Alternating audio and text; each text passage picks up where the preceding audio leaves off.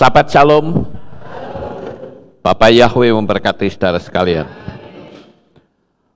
Pagi ini saya akan menyampaikan satu materi, saudara-saudara, yang saya beri tema The Power of Imagination, atau kekuatan dari suatu imajinasi atau bayangan.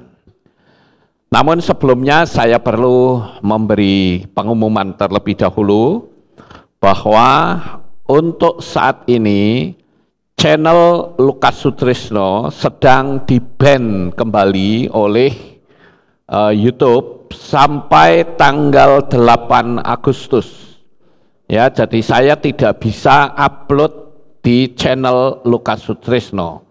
Untuk itu saya alihkan channel khusus khotbah ini di Aleph Tau Ministry. Tapi untuk channel Lukas Sutrisno sendiri masih bisa diakses, hanya saya tidak bisa upload, saudara-saudara. Mungkin ada yang tanya, kenapa kok sampai di-ban kembali? Ya saudara tahulah, ya ada satu materi saya yang judulnya Selamat Datang Teknologi Baru. Nah itu rupa-rupanya menyinggung, biasalah si 666 ya, ketika saya berbicara tentang medical information. Tapi nggak masalah saudara, selama saudara bisa ngikutin streaming ini, saudara akan terus bisa mengikuti firman Tuhan. Ini belum apa-apa, nanti kalau sudah great reset, betul-betul total, saudara tidak bisa mengakses ibadah di tempat ini. Untuk itu bagi saudara yang mungkin punya space hard disk yang besar, atau saudara bisa punya hard disk eksternal, saya menghimbau untuk seluruh peribadatan di channel Kehilat Aleph Tau bisa di-download. Jadi bagi saudara yang ada di luar kota yang tidak bisa ibadah lagi, saudara bisa ibadah mengikuti apa yang ada, saudara-saudara. Ya, mengingat waktunya sudah sangat dekat, sehingga setan mengeluarkan kekuatannya yang terakhir, karena waktu untuk dia di dunia ini sudah tidak lama lagi. Baik, ini informasi saja saudara-saudara, agar saudara tidak bertanda tanya kenapa channel Lukas Sutrisno videonya nggak ada unggahan baru. Jadi saya ingatkan sekali lagi bahwa channel ini sedang di-ban kembali sampai tanggal 8 Agustus. Baik Bapak Ibu, kita akan memulai materi kita, yaitu The Power of Imagination. Saya akan ajak saudara membaca ayatnya di kitab Bereshit pasal 1 ayat 26. Demikianlah bunyinya. Dan Elohim berfirman, biarlah kami menjadikan manusia dalam citra kami, menurut rupa kami, dan biarlah mereka berkuasa atas ikan di laut, dan atas burung di udara, dan atas hewan, dan atas seluruh bumi, dan atas segala binatang merayap yang merayap di bumi. Nah, saudara, di sini kita lihat kata biarlah kami menjadikan manusia dalam citra kami menurut rupa kami. Di dalam teks berbahasa Inggris berbunyi demikian dari King James Version. So God created man in his own image. Saya berhenti sampai di sini dan saya akan garis bawahi kata in his own image. Kata in his own image itu artinya di dalam bayangannya sendiri. Jadi waktu Bapak Yahweh itu mau menjadikan manusia, dia membuat blueprintnya terlebih dahulu, saudara. Manusia itu bentuknya seperti apa, isinya apa, itu semua sudah dirancangkan oleh Tuhan. Makanya saya menggarisbawahi kata in his own image. Jadi kalau saya katakan manusia ini dijadikan Tuhan itu sesuai dengan bayangannya Tuhan sendiri, gambarannya dia sendiri. Jadi bisa saya mengatakan bahwa wujud kita ini manusia, tetapi di dalam diri kita ada energi Tuhan, saudara-saudara. Nah, itu sebabnya Rabi Shaul atau Rasul Paulus itu berkata kepada anak didiknya yang bernama Timotius dalam 1 Timotius 6 ayat yang ke-11, dan engkau hai manusia ilahi, jauhilah hal-hal itu dan kejarlah keadilan, kesalehan, iman, kasih, ketabahan, dan kelemah lembutan. Perhatikan kata hai manusia ilahi. Wujudnya manusia, tetapi di dalamnya ada kekuatan Tuhan, ya. Kekuatan yang sangat luar biasa, yang tanpa batas. Nah, jadi saya katakan betapa hebatnya daya imajinasi untuk mendapatkan keinginan kita.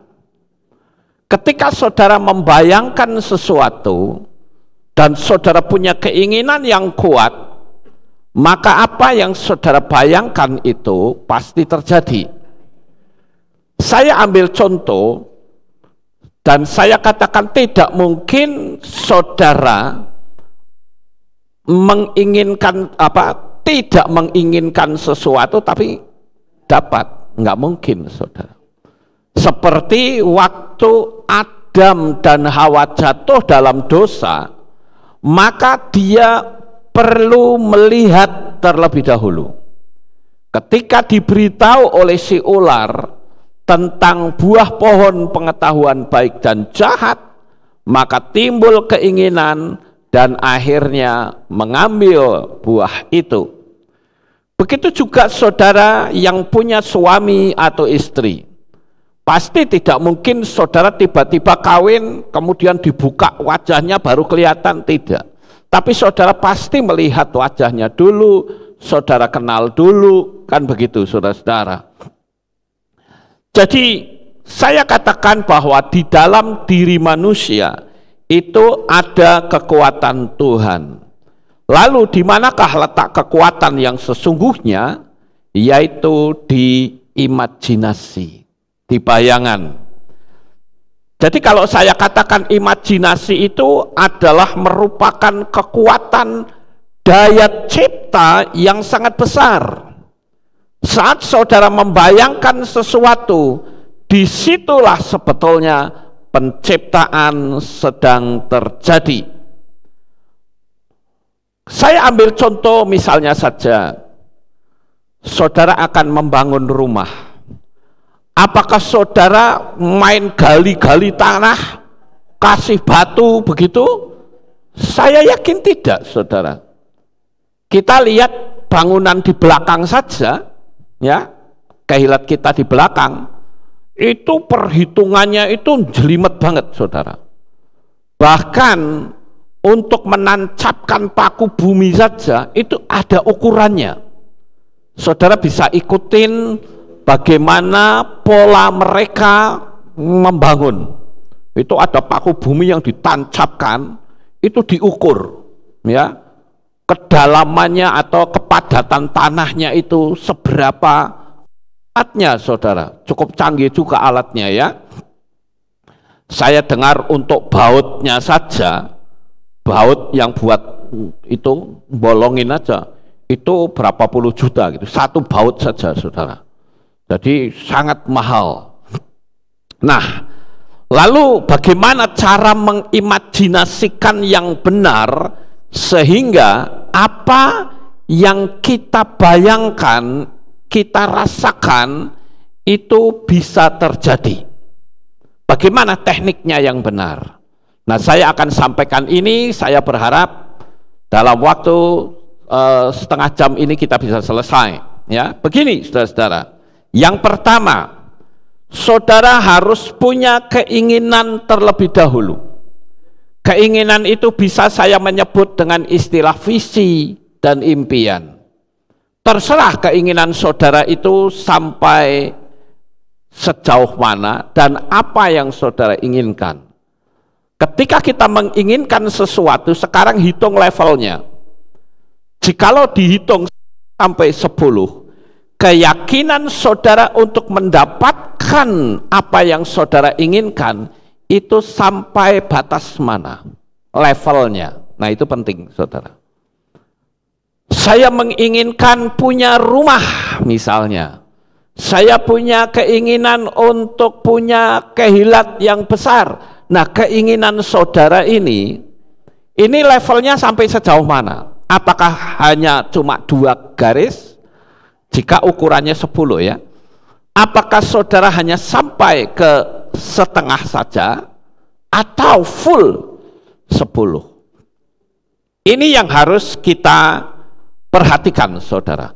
Semakin tinggi level keinginannya, maka hasilnya akan semakin baik. Termasuk saudara yang belum punya suami atau istri, saudara pengen suami, pengen istri, itu juga harus punya tingkat level keinginan saudara itu sampai sejauh mana. Ini teknik pertama saudara.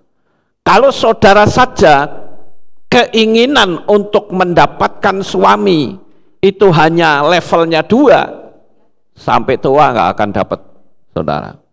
Itu levelnya harus total 10, ya benar-benar menggebu-gebu.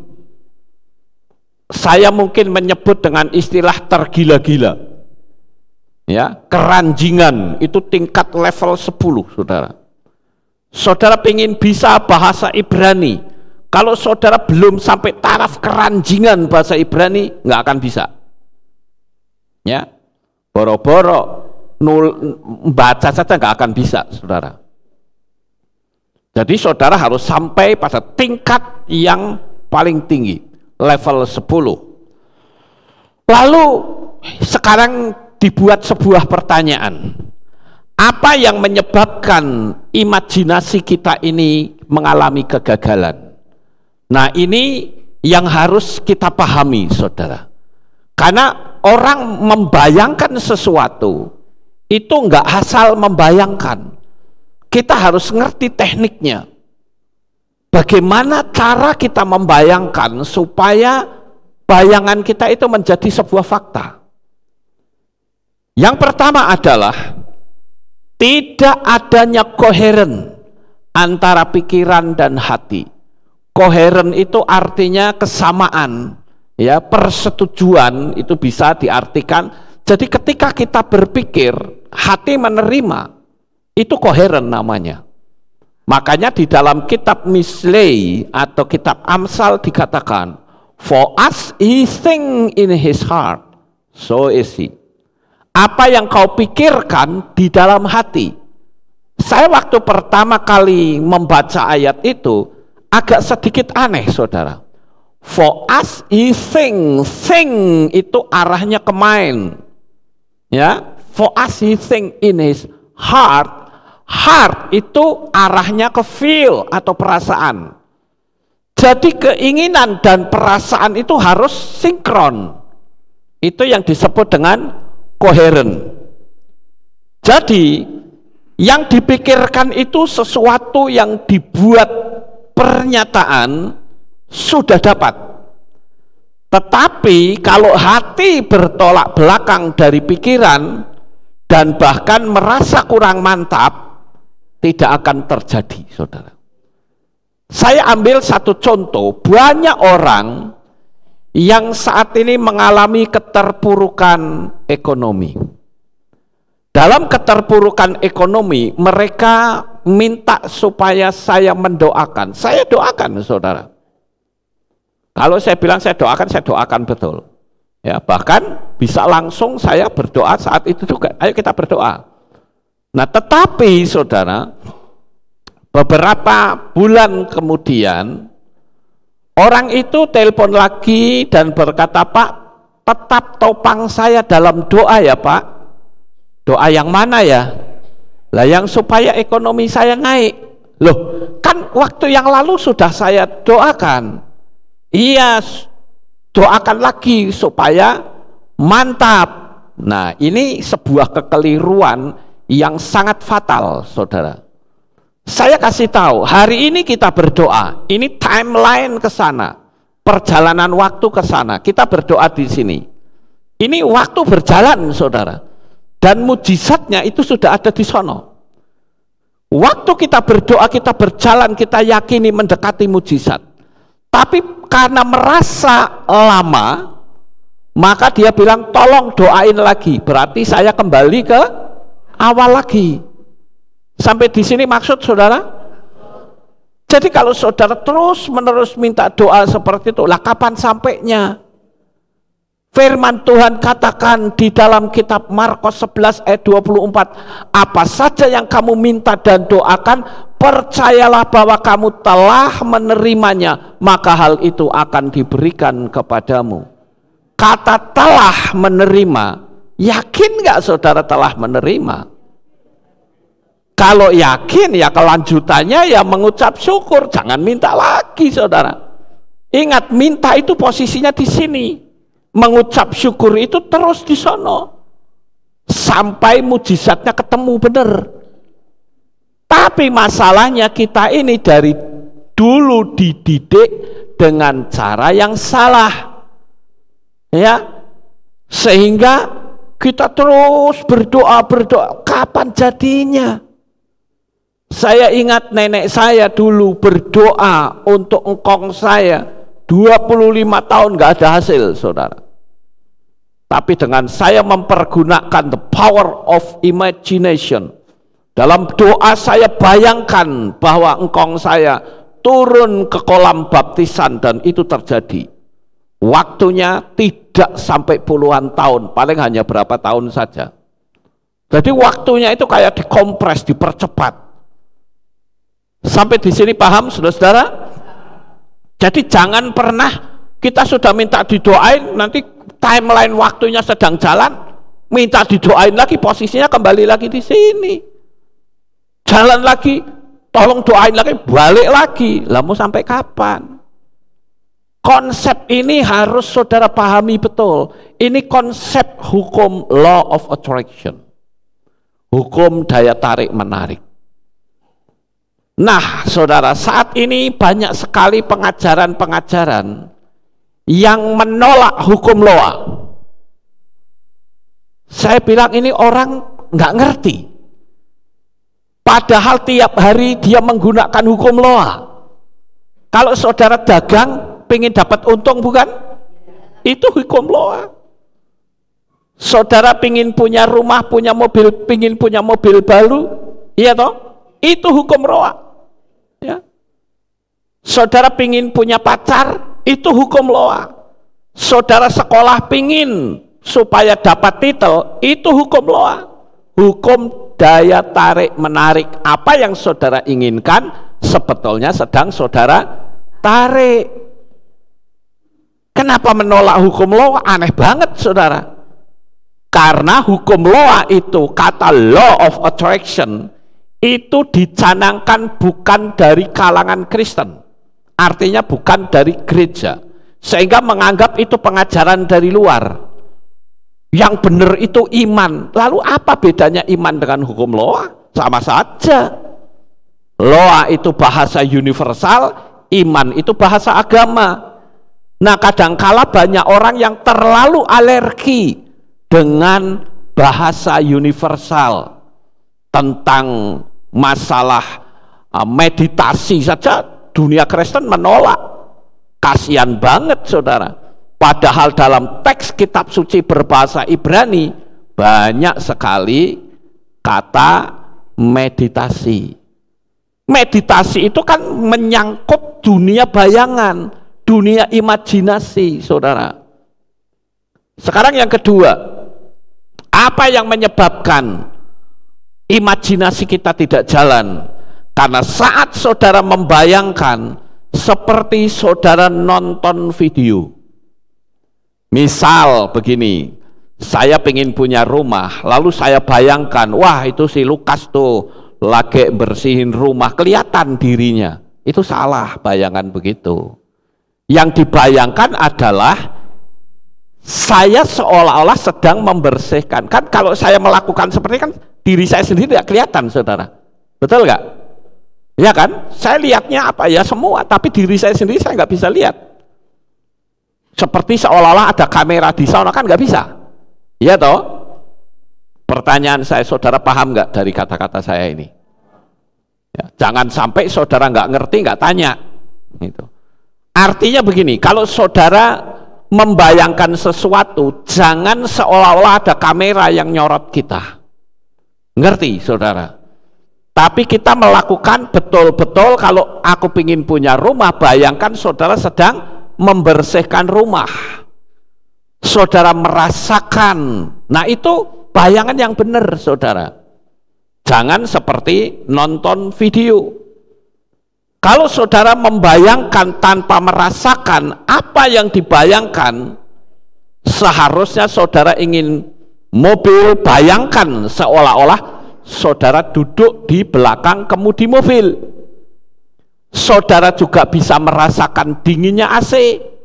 Betul Bapak Ibu?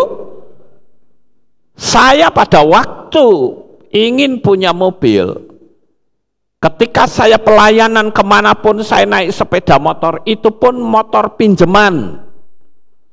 Kadang kehujanan, saya bayangkan saat saya kedinginan naik motor, saya anggap saya sedang asinan di dalam mobil. Kira-kira saudara bisa nggak nangkep ucapan saya ini? Ya. Nah ini yang saudara bayangkan sehingga itu masuk ke dalam dunia tanpa batas.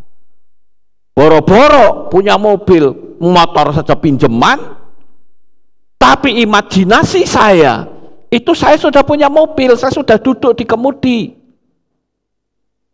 Ngerti saudara-saudara?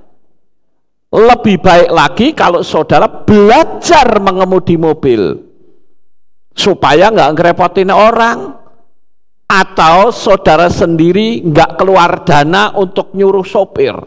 Kalau ada peristiwa-peristiwa dadaan, saudara bisa langsung mengerjakannya.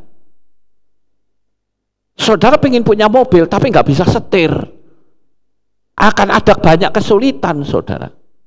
Kalau pengen punya mobil, belajar nyetir. Kan sekarang kursus nyetir kan banyak saudara-saudara. Ketika saudara kursus, bayangkan itu mobilmu sendiri. Asinan, mobilmu sendiri. Lihat hasilnya. Sangat luar biasa. Kemudian yang kedua, apa yang menyebabkan imajinasi kita tidak berhasil? Karena dia melakukannya dengan hati yang kembrungsung. Apa itu kembrungsung? Enggak tenang lah pokoknya saudara. Hati saudara tidak tenang. Oleh karena itu jangan ada kemarahan, kedengkian, kepahitan hati. Ini yang akan merusak aura saudara. Beberapa hari yang lalu saya mendapatkan telepon dari seseorang. Dia punya visi yang cukup besar. Dan waktu itu dia bilang, kenapa visi tidak bisa terjadi? Saya coba untuk mengkorek, dan akhirnya dia cerita bahwa dia tinggal serumah dengan orang yang energinya negatif. Tiap hari isinya marah melulu. Tiap hari isinya ngomel melulu. Tiap hari isinya bersungut-sungut melulu. Saya katakan itulah penyebabnya, auramu rusak berat. Kau tinggal bersama dengan orang yang seperti itu. Ya, jadi kalau saudara ingin mempraktekkan hukum daya tarik menarik, khususnya menciptakan dengan imajinasi saudara, saudara harus cari tempat yang betul-betul tenang dan singkirkan terlebih dahulu adanya unsur negatif yang ada di dalam diri kita, yaitu kemarahan, kedengkian, kepahitan hati, dan sebagainya. Imajinasi kita itu memiliki kekuatan yang sangat luar biasa saat unsur keadilan, kesalehan, iman, kasih, ketabahan, kelemah lembutan itu ada di dalam diri kita, nyaman saudara. Itu sebabnya Paulus berkata, kejarlah keadilan dan seterusnya yang tadi saya bacakan. Sampai di sini paham? Ayo tenangkan hati saudara, imajinasikan, ciptakan itu. Ingat, ketika engkau mengimajinasikan sesuatu, itu sama saja engkau sedang mencipta. Ingat, kita ini bukan sedang menyerang, tapi kita sedang menciptakan sesuatu melalui imajinasi. Itu harus tenang. Saya menyiapkan materi khotbah juga harus tenang, saudara. Kadang saya duduk sendirian di depan situ, semua sudah pada tidur. Saya duduk sendirian di situ. Kadang saya ke belakang sono, sendirian, saudara. Karena saya ingin mendapatkan imajinasi dari Tuhan. Tuhan, engkau mau berbicara apa, tunjukkan sama saya. Nanti dapat ilham. Bahkan terkadang dalam ibadah pun imajinasi atau hikmat itu turun.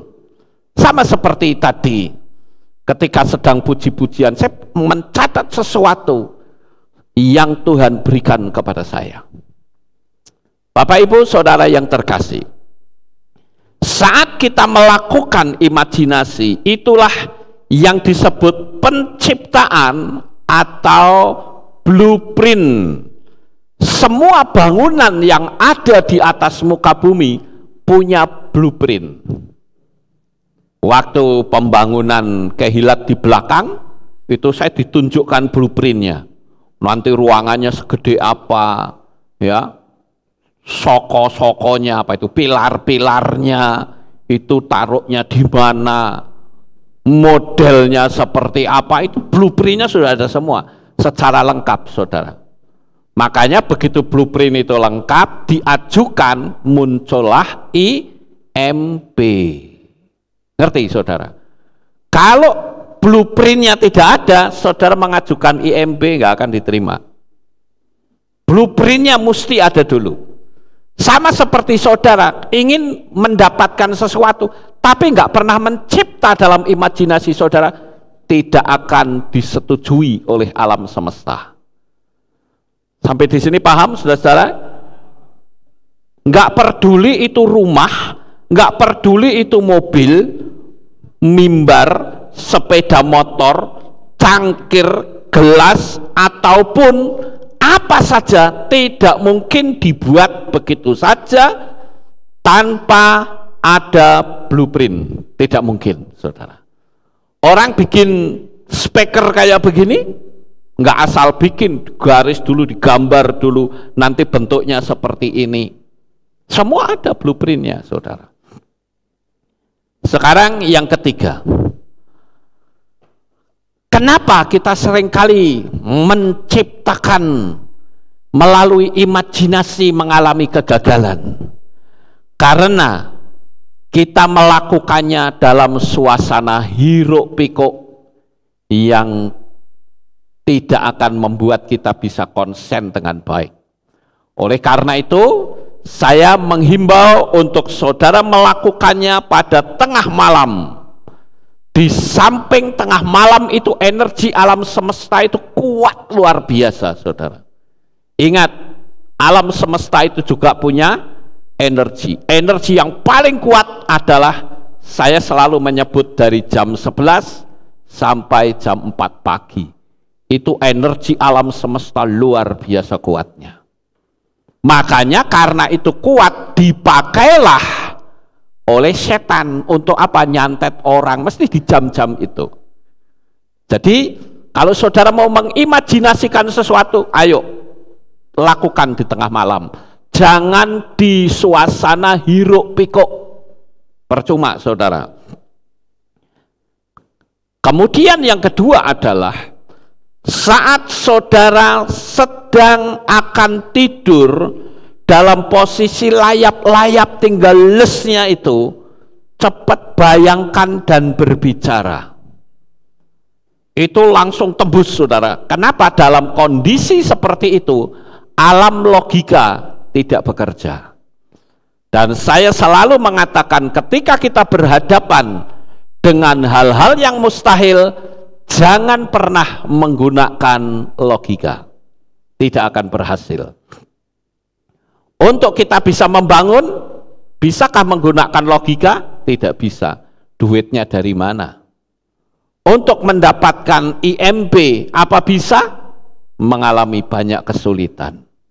Kita harus melewati 10 instansi, saudara. Itu menggunakan apa? Sistem bayangan, sistem imajinasi. Saya bayangkan, wah ini IMB sudah jadi. Jadi betul atau tidak? Jadi, saudara. Jadi kita sebagai anak-anak Bapa Yahweh itu diberitahu tentang sistem. Dan ingat, ini sistem ini itu milik pengajaran Kabalah loh saudara. Kabalah itu jangan dikatakan itu sesat. Kabalah itu ada dua macam. Ada Kabalah yang nyembahnya setan, dan ada Kabalah yang menyembahnya Bapa Yahweh. Dan Kabalah yang benar seperti kitab Zohar, kemudian kitab Henok, kemudian kitab Yasher, itu kan kitabnya Kabalah semua saudara. Kalau kitab Yesaya itu kalau dari kelompok lain, yaitu kelompok Esseni. Kita yang pergi ke Israel waktu yang lalu sempat belajar di Kabalah, ya, di pusatnya, yaitu di kampung Sefat di Israel, saudara. Kita belajar di sana dan saya tidak menemukan di situ kesesatan. Hanya orang-orang yang tidak paham yang mengatakan sesat. Ini kan repot, saudara. Bahkan sekarang sedang rame ya video saya tentang Birkat Kohanim itu hanya di screenshot pada waktu saya mengangkat tangan mengucapkan kata berkat Kohanim atau berkat imam. Tangan seperti ini tuh lihat tuh, sama kan seperti Illuminati. Saya bilang nih orang goblok tapi sok pinter saudara. Kalau ditanya kamu tahu nggak tangan begini maksudnya apa? 666. Cepet deh saudara. Itu. Kayak begini, dengerin saudara yang ada di mana-mana tempat nih, khususnya yang sedang ngechat saya 666. Dengerin. Ini huruf Shin. Ya, Shin itu punya dua arti. Dia artinya melindungi tetapi juga menghancurkan. Tergantung kalimatnya apa. Kalau kalimatnya itu adalah Birkat Kohanim, Yevarecha Yahweh Yismereka, itu adalah ucapan yang melindungi. Paham saudara? 666 menggunakan seperti ini artinya menghancurkan. Pikir gitu loh. Jangan main ngejat seenaknya sendiri. Anda mesti belajar dulu dengan otak Ibrani baru ngerti. Ya. Saya katakan ini untuk meluruskan karena sekarang gambar saya yang begini viral di mana-mana. Oh, malah seneng saya, saudara. Makin terkenal rupa-rupanya, saudara. Dan saya anehnya yang mengagungkan Bapak Yahweh kan bukan cuman saya. Banyak toh. Bahkan tokoh-tokoh gereja penting pun sekarang sudah memanggil nama Yahweh. Tapi kenapa kok saya yang diserang? Hayo, pernah nggak saudara merenung? Karena powernya di tempat ini sangat besar, saudara. Ya, kalau tidak mereka nggak akan menyerang, saudara. Tapi apakah dengan serangan itu lalu saya mundur? Oh tidak, makin gila iya saudara, makin gila. Dan saya beritahu kepada kalian semua para alahisme yang anti dengan nama Yahweh, kalian tidak mungkin selamat. Ya, ini tegas saya mengatakan, karena pemilik Syamayim itu adalah Bapak Yahweh. Jangan dibalik. Yahweh itu nama berhala, kualik ya. Saya perlu menjelaskan ini agar tahu betul. Karena kita bisa mengenal nama Bapa Yahweh itu anugerah yang besar. Ya, kita lanjut saudara-saudara. Jadi sistem bayangan itu sangat luar biasa. Coba saudara pernah kan membaca syair di kitab Syir Hasyirim atau kitab Kidung Agung pasal 3 ayat 1 sampai 4. Itu sistem bayangan saudara. Coba saya bacakan. Syir Hasyirim atau Kidung Agung 3 ayat 1 sampai 4. Saudara masih bisa bertahan ya? Oke. Di atas ranjangku, perhatikan kata-kata saya. Di atas ranjangku pada malam hari, aku mencari dia yang jiwaku cintai. Aku mencari dia, tapi aku tidak menemukannya. Apakah berhenti sampai di situ? Tidak. Aku akan bangun sekarang dan berkeliling di kota itu, di jalan-jalan dan di lapangan-lapangan. Aku akan mencari dia yang jiwaku cintai. Aku mencari dia, tapi tidak menemukannya. Para penjaga berkeliling kota menemukan aku. Aku bertanya, apakah kamu melihat dia yang jiwaku cintai? Ketika baru saja aku lewat dari mereka, aku menemukan dia yang jiwaku cintai. Aku memegangnya dan tidak membiarkannya pergi sampai aku membawa dia ke dalam rumah ibuku dan ke kamar dia yang mengandung aku. Ini sebuah imajinasi. Maka saya katakan, kitab Syir Hasyirim itu adalah kitab syair yang memiliki tingkat level yang sangat tinggi, saudara. Ini sangat luar biasa. Dia ngomong ini di mana? Di ranjang. Betul nggak saudara? Pada waktu dia sedang berada dalam posisi tidur. Maka saya katakan, ketika engkau mau mengimajinasikan apa saja, lakukan itu pada saat saudara sedang layap-layap tinggal les gitu. Itulah momen yang terbaik. Sekarang bagaimana jika ada penolakan saat saya bekerja sehari-hari? Kadang dia muncul. Emangnya kamu sudah layak untuk mendapatkannya? Uangnya dari mana? Jangan sombong. Ini sudah mau kedatangan Tuhan loh, nggak usah macem-macem. Kalau saudara ketemu seperti itu, maka buatlah sebuah pertanyaan. Misal saudara mencintai seseorang, sebutlah si A begitu. Waktu itu saudara waktu mencintainya, maka pikiran saudara dan hati saudara, bagaimana kamu bisa, orang kamu kenal aja enggak sama dia? Maka sebuah pertanyaan itu diajukan, kenapa ya si A itu kok bisa mengasihi saya? Kalau saudara pingin punya mobil, saudara sebut mobil itu mereknya apa?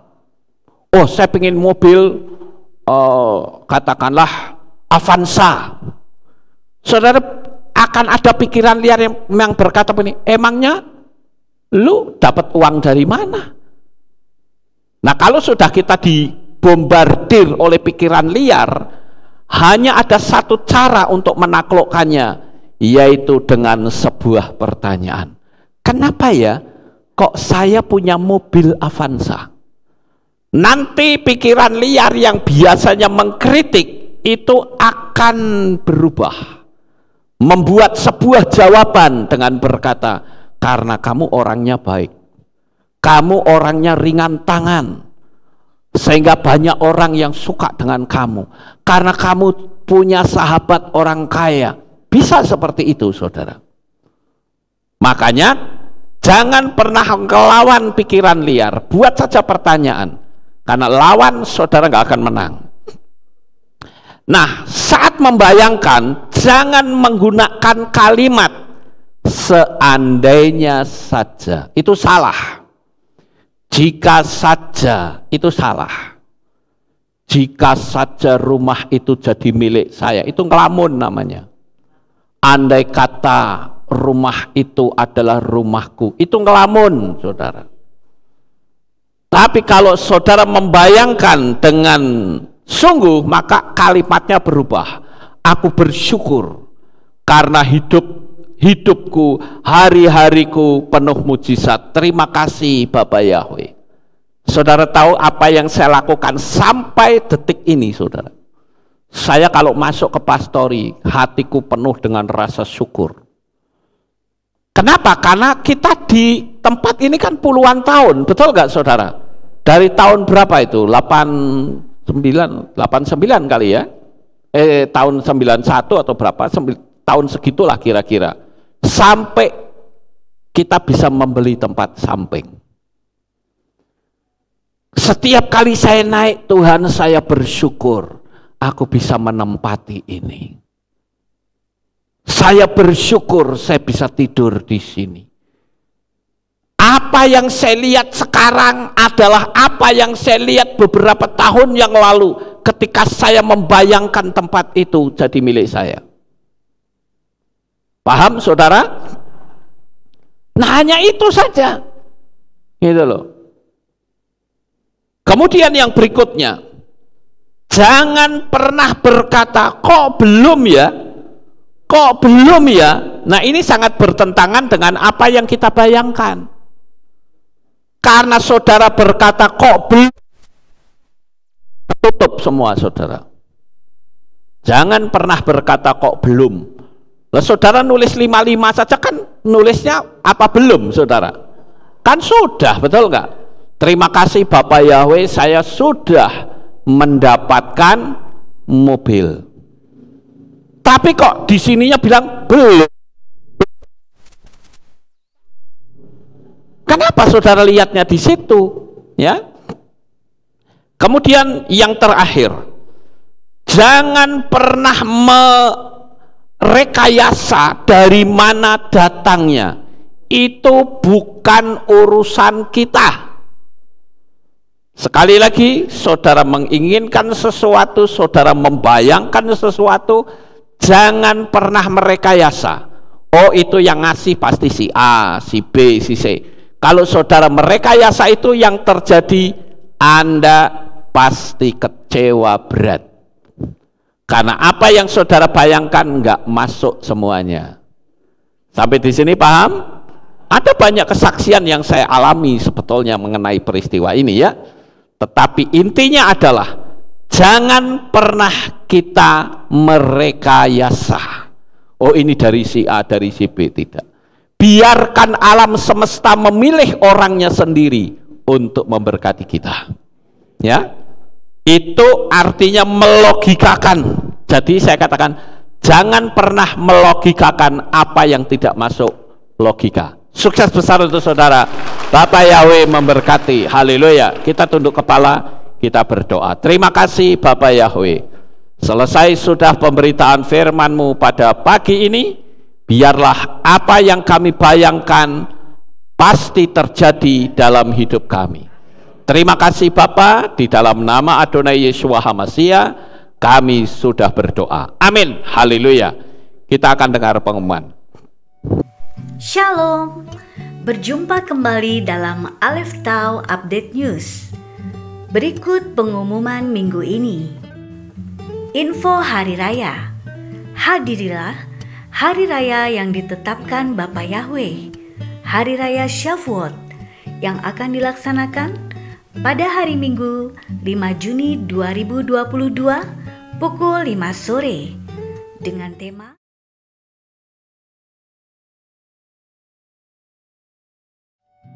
Shalom. Berjumpa kembali.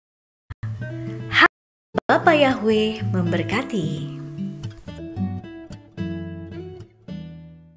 Sekali lagi ingat, bahwa hari Minggu tanggal 5 streamingnya bukan pagi tapi sore, karena pagi tidak ada ibadah dan digabung sore hari.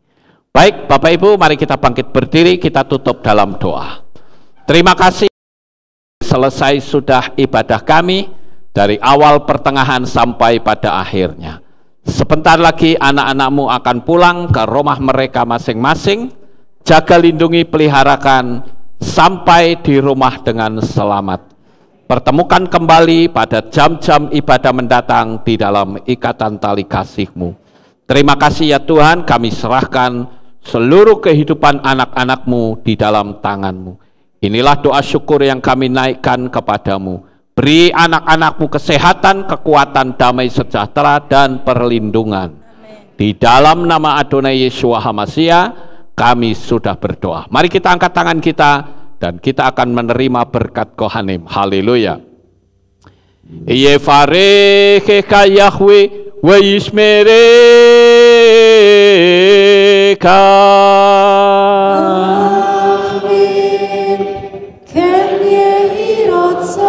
Yair Yahweh panau eleka wihuneka.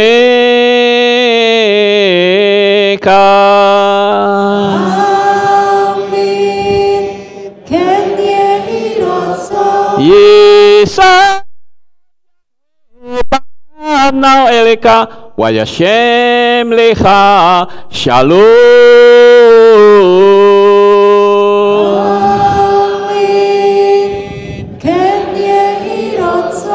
Baruk atabair ufaruk atabasadeh. Engkau akan diberkati di kota dan kau akan diberkati di ladang. Amin. Baruk peripitne kau friat matka ufri fahem teka shikar ala peka westerot soneka.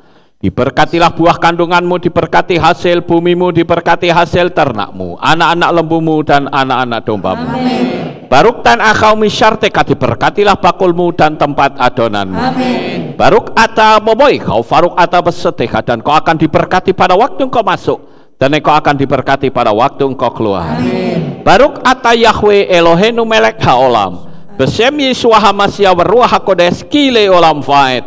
Kami sudah berdoa dan mengucap syukur. Haleluya. Amin. Haleluya.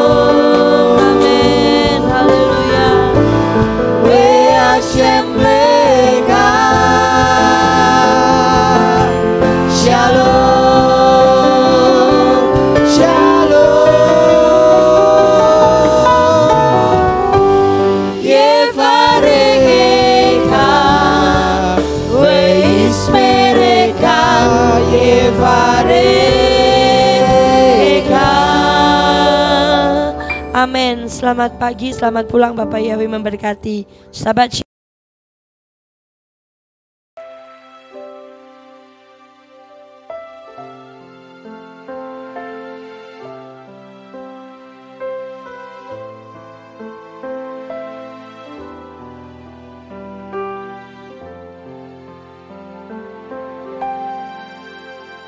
Yeshua, ku datang bersujud dan menyembah di hadapan-Mu. Ku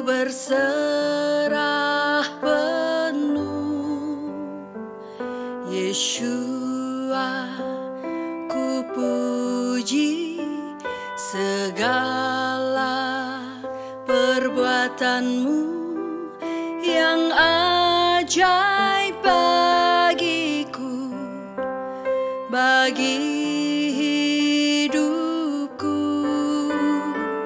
Namamu Yeshua yang telah selamatkanku. Kau berikan hidupmu, disiksa bagiku. Namamu Yeshua yang ubah hidupku, cara hidup lamaku menjadi baru.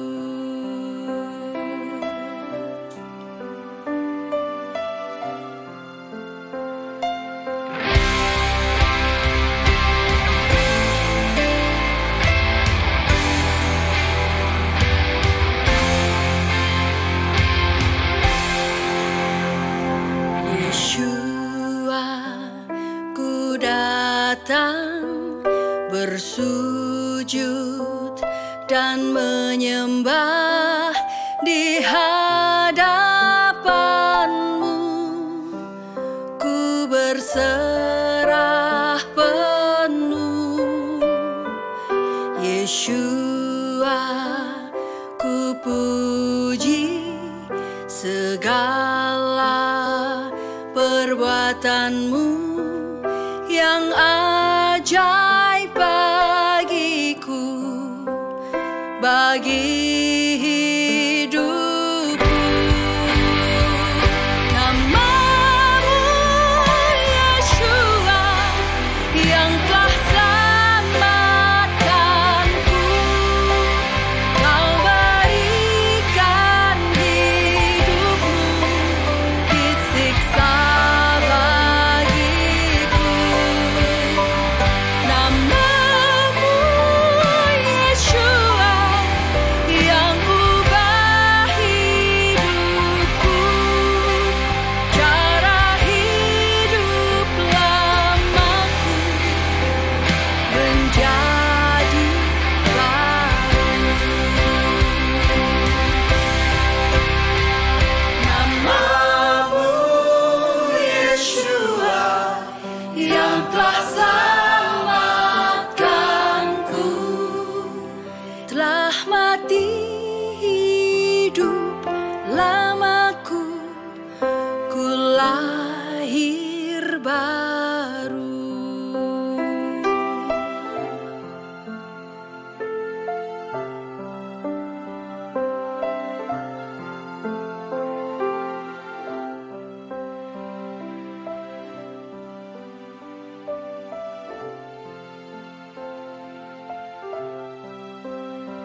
Ribuan tahun yang lalu, nama itu ada.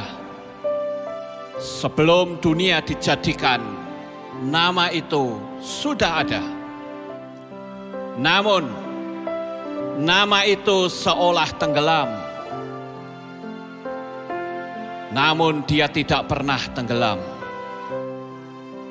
Ehyeh, Asher Ehyeh.